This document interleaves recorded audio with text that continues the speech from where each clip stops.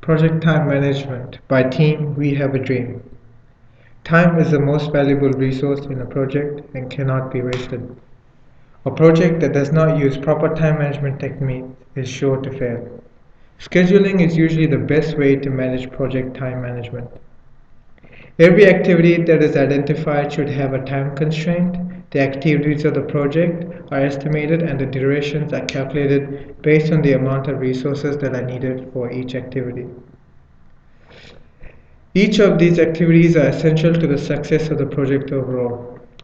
In the first step, the activities of the project is defined.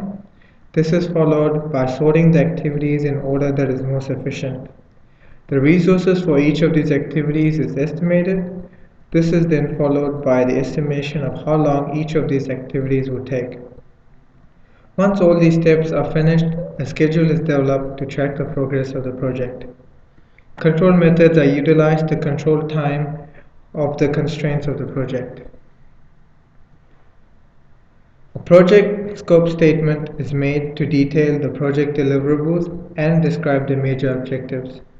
High-level requirements are broken down into high-level tasks to make management easier.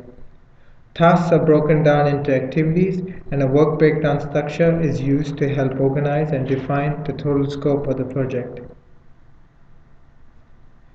Identifying the activity sequence is important because it is critical to manage the project time. The interdependency of the activities become more apparent, and the relationship of these activities should be considered when sequencing.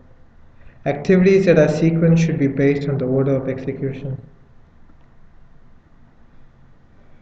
The type of resources that are used needs to be estimated. The most basic way is to measure the activity against the amount of work effort required and the resources that are needed for the completion of that work.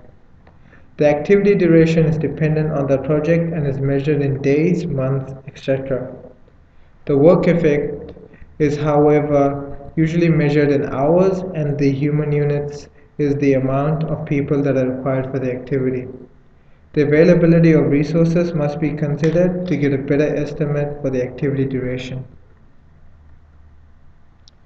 Each activity has three attributes: duration, the work effort, and the resources. Work effort should be estimated first, then the resources, and then finally after this, the activity durations can be estimated. This is done because estimating activity duration will be almost impossible to measure without the other parameters. To estimate activity duration, analysis of each activity is needed. This is done by estimating how long it will take and will also depend on the amount of work required within each activity. The resource type, amount, and the availability will also be estimated. In order to create an accurate schedule, the previous parameters are required: activity sequence, duration of each activity, resource requirement, and the allocation for each activity is needed to complete the schedule. Gantt charts are normally used as a type of tool for creating a schedule. They are used because of the ability to visually monitor and track the progress of the project. Control schedule is the process of being able to monitor and control changes that occur in the project schedule. Controlling changes is usually done in two ways. One way is to control and organize the time limits that are placed on the project and make sure they are being strictly followed to ensure proper tracking of the schedule. Another way is to make sure that any changes that occur in the project schedule are introduced by following the proper procedure.